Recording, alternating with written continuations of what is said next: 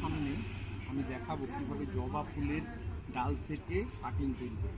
তার জন্য আমি কিছু ম্যাচিওর ডালকে কেটে নিচ্ছি। এগুলো কিছু ম্যাচিওর ডালকে আমি কেটে নিচ্ছি।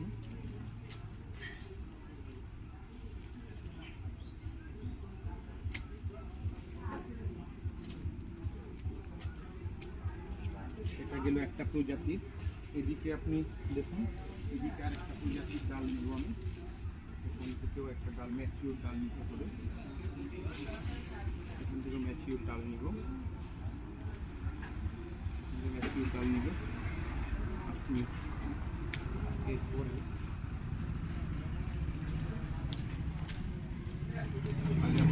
সাদা প্রজাতির জন্য ডালগুলোকে সংগ্রহ করার পরে এই ডালগুলোকে আমার এখান থেকে বিভিন্ন যে অংশগুলো আছে এগুলোকে কেটে ফেলতে হবে। কারণ এগুলো পাতা রেখেও লাভ নেই, এগুলো এমনি আপনার নষ্ট হয়ে যাবে। এইভাবে ডালগুলোকে এইভাবে কেটে নিই। একটা নির্দিষ্ট একটা সময় পর এরকমভাবে আমরা এরকমভাবে ডালগুলোকে রাখবো।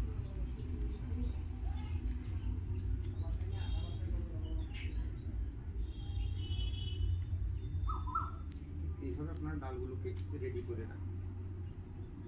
ডালগুলোকে রেডি করে নেবেন। তো আমি আপাতত অংশটা স্কিপ করে রাখছি, কারণ নাহলে ভিডিওটা অনেক লম্বা হয়ে যাবে। ডালগুলোকে সংগ্রহ করার পরে এগুলাকে সমস্ত শাখা পোশাকাকে আমরা বিচ্ছিন্ন করলাম। করার পরে এখন কি করব, এগুলোকে আমরা হরমোন পাউডার মাখিয়ে এই যে পাত্রগুলো আছে মানে বালির মধ্যে, শুধুমাত্র বালি, নদী থেকে সংগ্রহ করা বালি, যেটা ভেজা অবস্থাতেই আছে। আর আপনারা কি করবেন, শুকনো যে বালি পাওয়া যায় শুকনো বালি ভিজিয়ে নেবেন বা ধুয়ে নেবেন, তাহলে এর মধ্যে বিভিন্ন যে আবর্জনাগুলো থাকে বা কাদাগুলো থাকে সেগুলো বেরিয়ে যাবে। এরপরে কি করতে হবে, পারলে একটু ফাঙ্গিসাইডের জল ছিটিয়ে দেবেন এর মধ্যে, তাহলে কোনো আর ভাইরাস বা ব্যাকটেরিয়া কোনো কিছু থাকবে না। এবার এই ডালগুলো যে কেটেছি এই ডালগুলোকে কি করতে হবে, এগুলোর মধ্যে সেই ডালগুলোর থেকে আপনার এইভাবে হরমোন পাউডারটা মাখিয়ে নিতে হবে। হরমোন পাউডারটা ভালো করে মাখিয়ে নিয়ে কিছুক্ষণ এভাবে আমি রেখে দিই। নিচের অংশে হরমোন পাউডারটা মাখিয়ে নিই ভালো করে। অনেকে শুধুমাত্র পাউডারটা এমনি পাউডারটা দেয়, আমি এখানে হরমোন পাউডারটা সহ মাখিয়ে রেখেছি। অনেকে আবার কী করে এখানে কাটা অংশে ফাঙ্গিসাইড একটু লাগিয়ে দেয় যেন ওখানে কোনো ইনফেকশন না হয়। তো সেটাও আমি পরে করছি।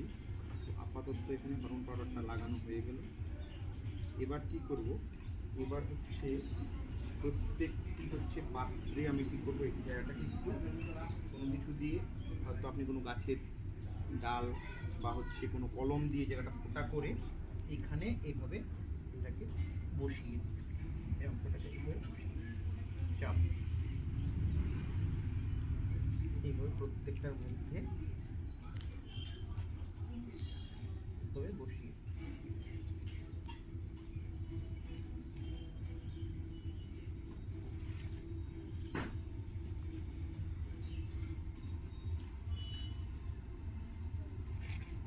আপাতত স্কিপ করুন, ভিডিওটা স্কিপ করছি কারণ টাইমটা বেশি বড় হয়ে যাবে ভিডিওটা।